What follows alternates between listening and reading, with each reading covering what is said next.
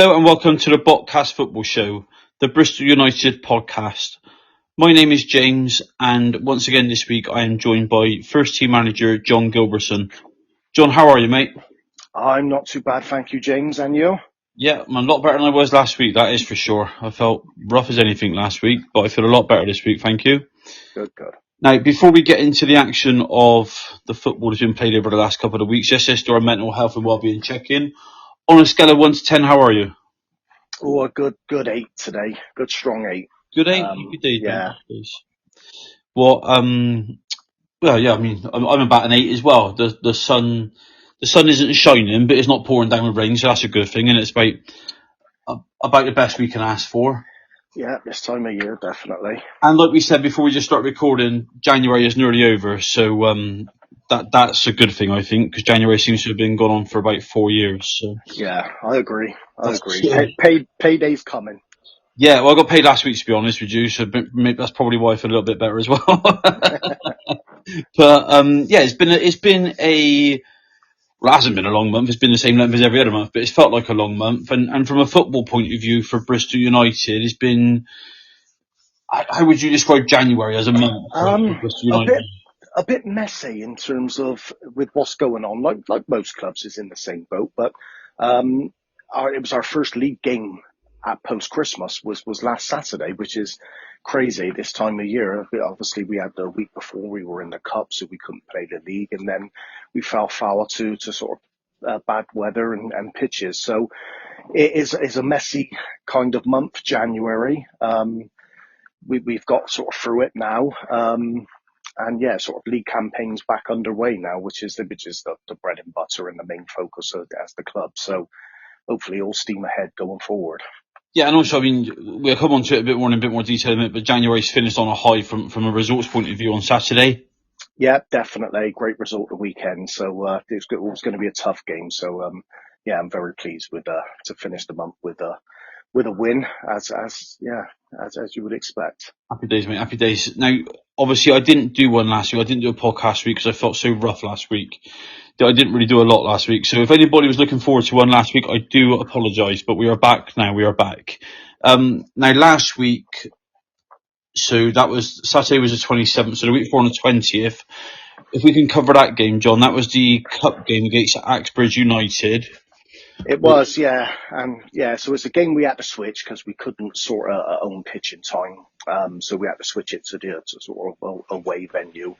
And it was a disappointing day all round. It was a defeat which we probably deserved in difficult circumstances. I'm going to sound like a typical manager now because the wind was awful. The pitch was 10 times worse because it was soft on top where we've had a bit of rain, but frozen underneath and nobody could stand up.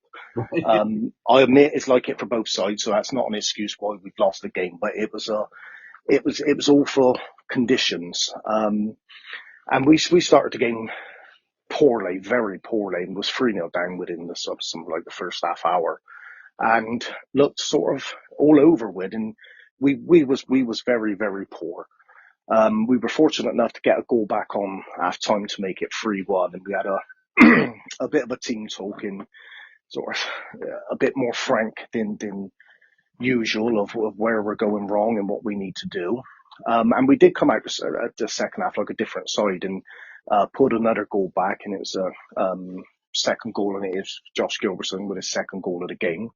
And it was game on suddenly from out of nowhere of 3-2, and we were in the ascendancy and looking like, and I felt quite confident we're actually going to go on and equalise and probably win this game. I really felt that. It's probably unjust, but that's the way the game was going. Yeah.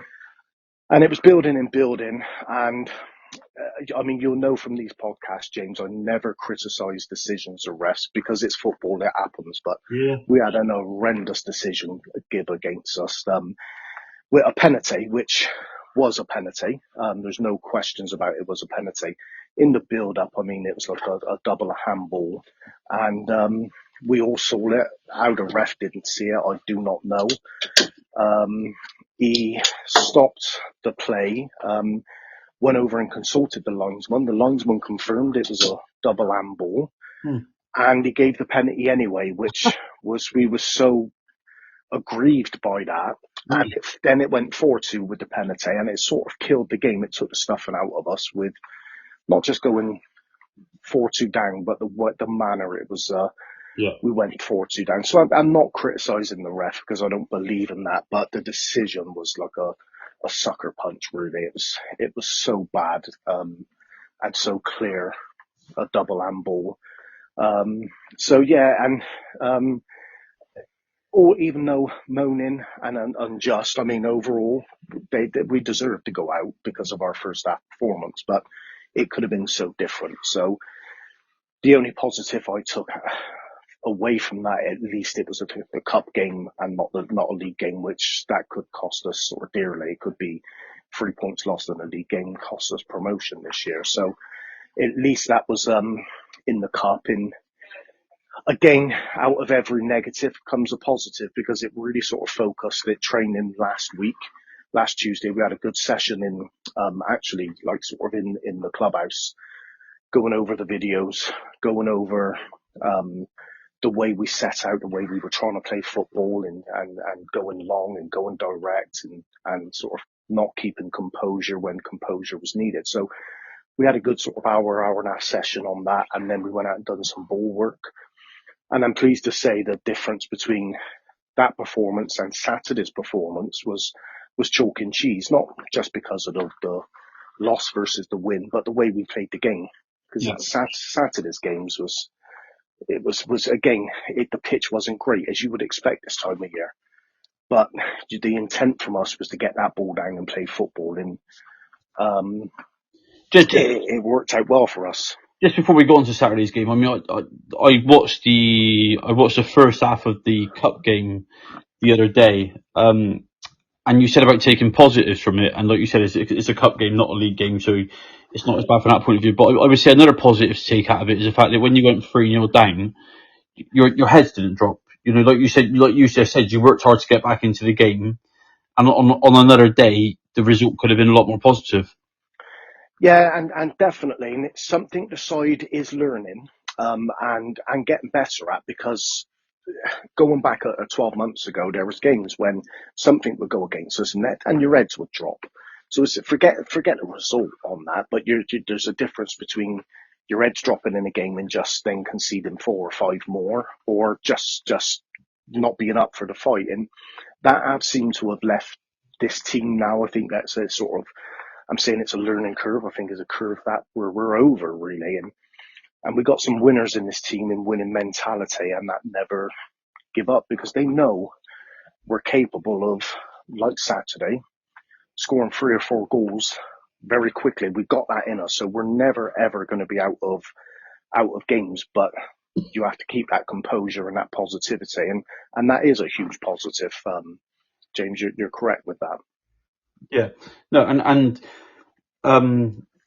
yeah, no, it's a reflection of the team ethos as well. I would say that you don't give up as well. So, going on to Saturday, which you just started mentioning, you were away on Saturday against FC United of Yate Reserves.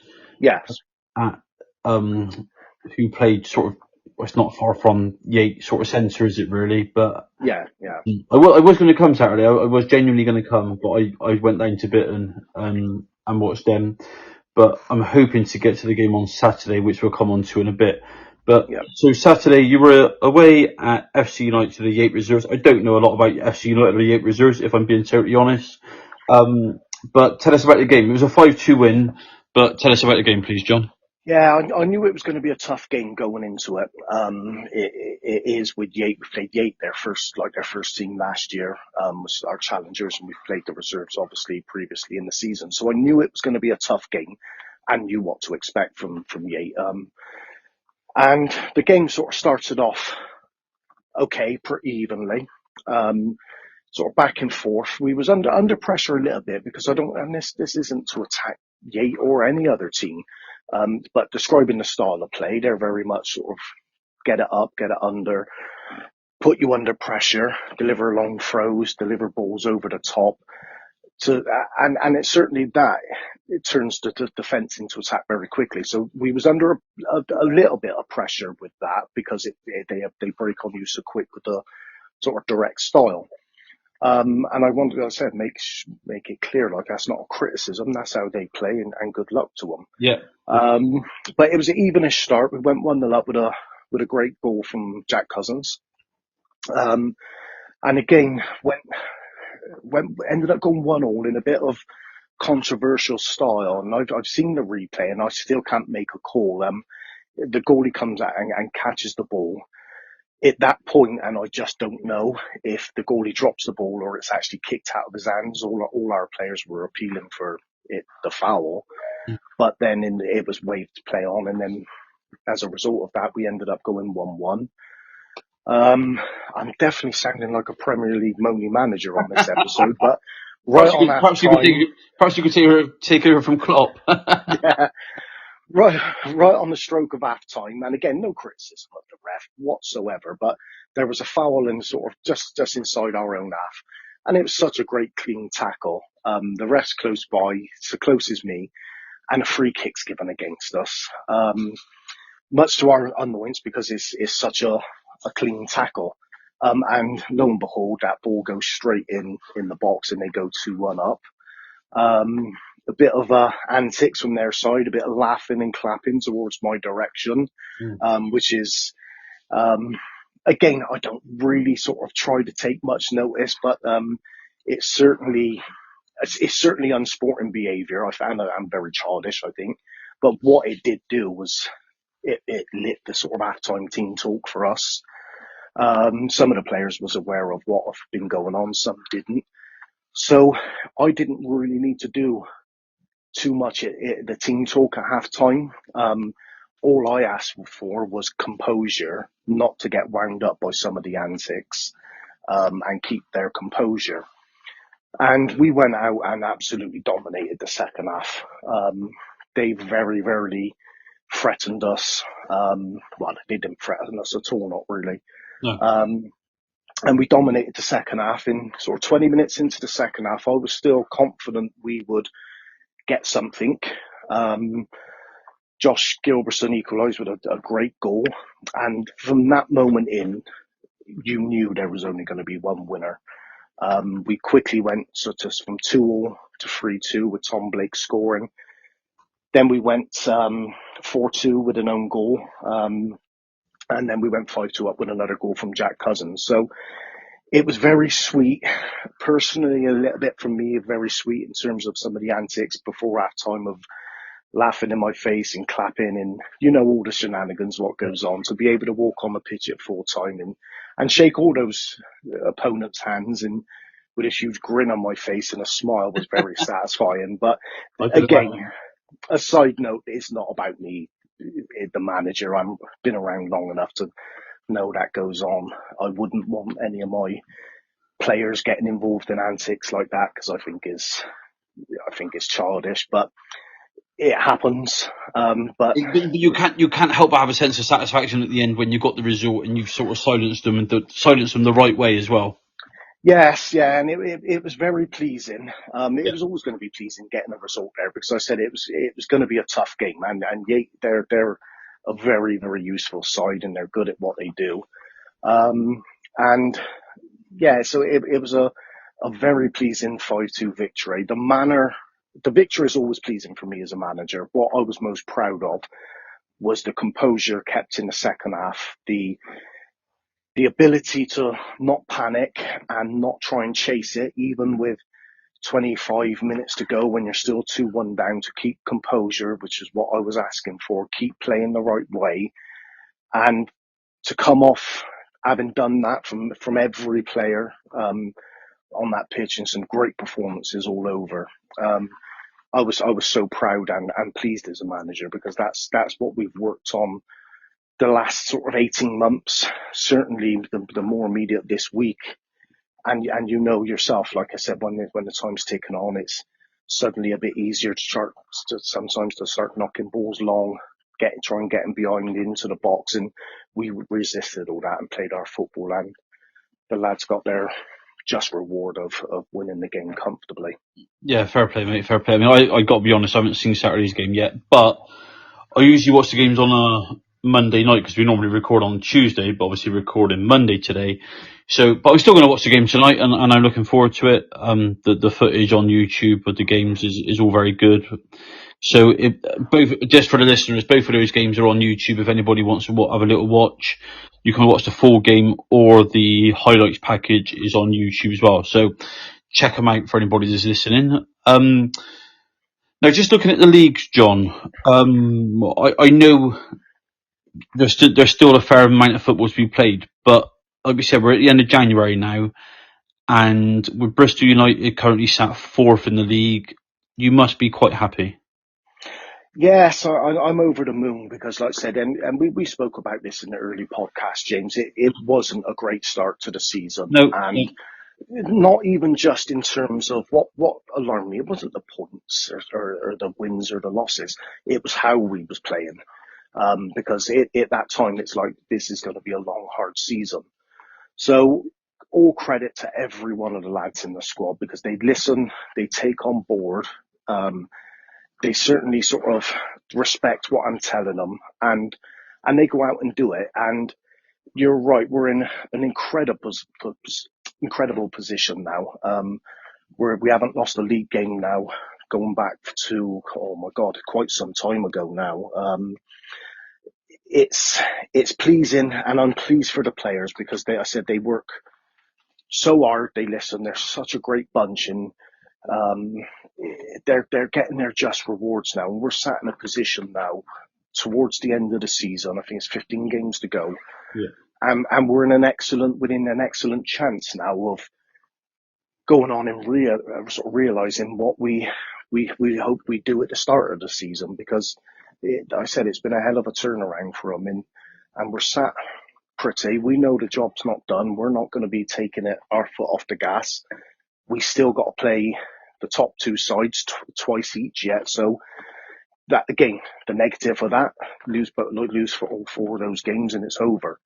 Win for all of the four games, and we're looking at challenging for the league title. So it's all to play for, and it's nice. I'm pleased personally that we're going in to this sort of second half of the season with something to play for. That it's not just sort of dead rubber games where we're not going up, we're not going down. Yeah. So that's pleasing for me. But it's always about the players, and biased I may be, but they deserve it. They're so good to manage. They're hardworking, good players, and a good team. So I'm really pleased for them to be able to sort of turn that round and have another what looks like a promotion push. Yeah, I mean, just for the benefit of the listeners, Bristol United currently sit fourth in the table, played 13, got 23 points. Above them is Hengrove 88, who have played 13, got 24 points. Above them is Park Knoll in second. They got played 13, got 25 points. And then top of the league at the moment is Bristol Boys, who have played 11 and got 28 points. So they got a good record, in all fairness to them. Now, you just mentioned it, that you got to play both those top two teams twice, home and away. The next fixture is on Saturday, which I believe is the 3rd of February, and that is at home against Park Knoll. So that'll be the first of those four games that you just mentioned ticked off. Yeah. Looking forward to it? I can't wait, to be honest with you. It's that, it's for any managers out there who are sort of ex-players, you know, it's totally different. You're involved, but you're totally different. You're calm when probably people's fired up. It's just a whole different ball game. But I got to admit, inside me now, even just thinking about it, it's that old sort of fire in your stomach like I used to have when I was a player, and I can't wait for Saturday. The frustrating thing is, with that, I can only prepare the side and let them go when you're actually playing about it yourself. You can get on and try and affect the game and run and tackle hard and stuff. So that's sort of the frustrating thing of being a manager. You can't try and influence it yourself on the pitch. Yeah. But to be honest with you, I mean, I've got full faith in the lads. It should be a great game. We know if the other result goes our way, winning Saturday, we could be sort of Saturday tea time. we could be sat in the promotion places. So it won't need a lot of words from me. They know what potentially at stake. Yeah. But yeah, it should be a great game with two sides I haven't seen part Noah, so I don't really know what to expect. But they're up there for a reason, of course. So it should be a really, really, hopefully a good game, played in the right way, right spirits, and hopefully the 3 points will lie with us come full time. Yeah, I know we mentioned this on a previous podcast as well, but it is. I would imagine it's the most local derby you've got in the league as well. So that adds a little bit of a extra to it as well, doesn't it? So it's not a bad thing, is it? It's not a bad thing at all. Now, again, for the benefit of the listeners and supporters and everybody, that's Saturday at Imperial at 2:00 kickoff. So all supporters welcome to that. I am going to try my very best this week, John, to get over and watch. So don't worry about getting a red carpet out or anything like that. But I'm going to do my very, very best to get over there on Saturday. Yeah. Now then, we just mentioned before, I think the thing is worth mentioning that after this Saturday, on the full-time website, which is where you can see all the fixtures, etc., there's 2 weeks where you haven't got a game on. But like you just said to me, nothing's confirmed at the moment. But if anybody's wondering, there's probably going to be games rearranged for at least one of those weeks.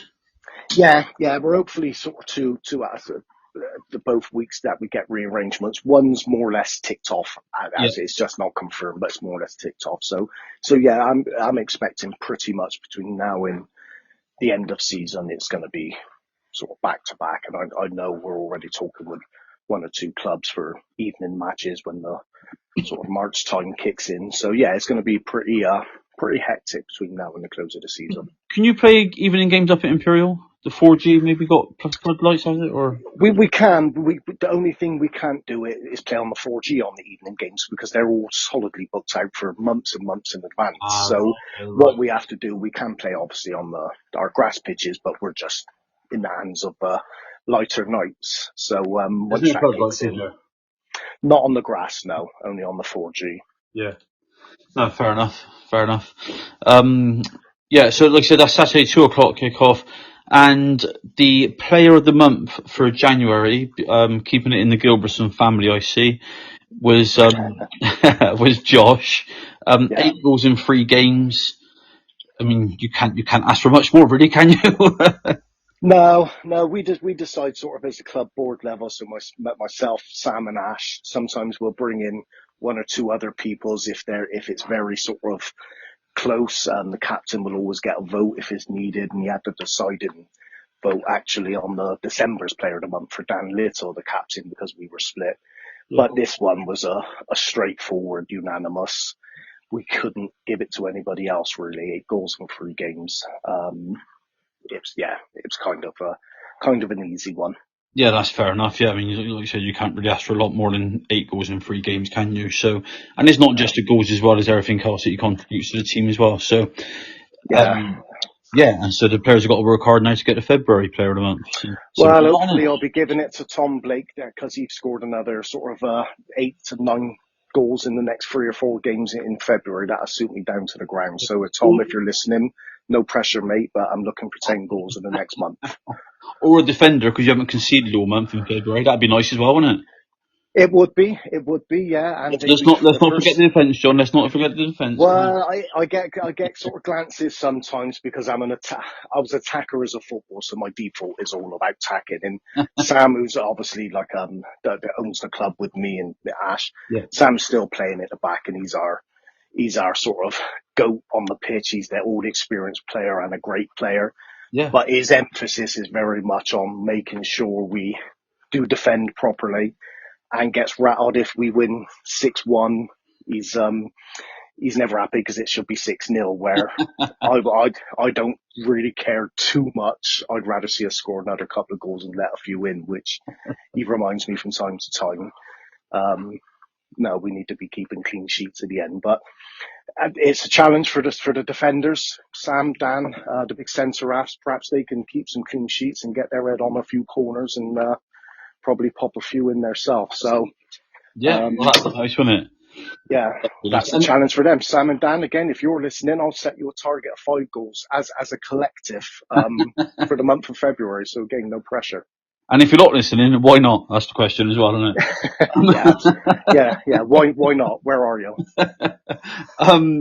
Now, I just want to ask you from my own question really, but obviously you got knocked out of the cup last week, which we won't dwell on. Is there any more cup games coming up? No, we're only allowed to enter one cup. That's the only one, right? Okay, right. Yeah, which is a bit of a shame because it's a very high level cup, which we're immediately sort of one of the underdogs upon even in the first round. So it's disappointing. That's the only cup we can enter because of our association with Somerset. There is some cups which it'd be more suitable to our level. And I'd fancy us having a real crack at winning them. But I mean, yeah, it is what it is. Yeah, and also, again, I suppose it goes back to you can just focus on the league now anyway. So, full steam ahead there. So, yeah. So, as I mentioned earlier, all the games, highlights packages, all the interviews with John post-match and pre-match. There's a lot of social media content. I know we say about it quite a lot on here, but it is worth checking out and I'm not saying this because I host this podcast. The social media content is on YouTube. It's got nothing to do with me. I don't get involved in that. But it is very good, it is good content, I think.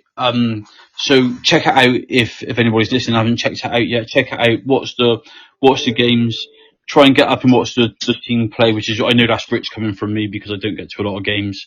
But I will do my very, very best to be on Saturday, John, and watch the team.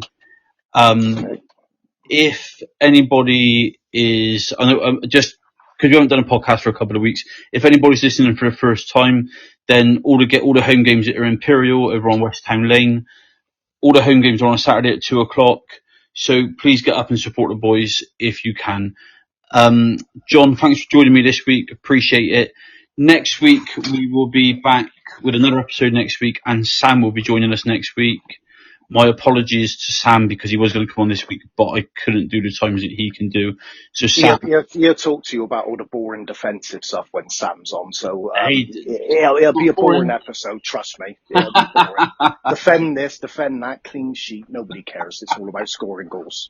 So next week we're going to get a different guest on because that's going to be a boring episode otherwise. But no, we'll be back next week. I think John's joining us as well, so we'll be back next week with another episode. Wherever you're off to watch a game this week, enjoy it. Look after yourself. Just before we go, John, Rovers, did you watch the cup game? No, because I couldn't get there. It was training. It was one of those games actually we could have went because it's a Wednesday. I don't never get the chance anymore to watch them because we're training and playing ourselves. But yeah, I couldn't make it that night, so I didn't get to see it. But probably glad I did. I missed it actually. We didn't want to play Liverpool anyway. We didn't want to play that, so no. Well, I mean, City have got the same dilemma scenario now, I suppose, because obviously if we beat Forest in the replay, then we got Man United at home. Which obviously would be a fantastic draw and a fantastic night down at Ashton Gate or whenever it's played down at Ashton Gate. But we got to beat Forest first, and who knows? I mean, I went to the game on Friday night, City Forest on Friday night, and I thought we played really, really well. Our problem is the lack of sticking the ball in the back of the net, which is quite a big problem in football, isn't it? But yeah, I would say next Wednesday night is 50-50, but we'll see. And of course, James is a Bristolian. I'll be cheering City on to beat Notts Forest. So, of course, I wouldn't dare hope they get absolutely hammered being a Gasshead. So, just put that out there. But we shall see. That's something we can cover in a couple of weeks' time. But, John, have a good week, mate. And like I said, thanks for joining me. And we'll be back next week.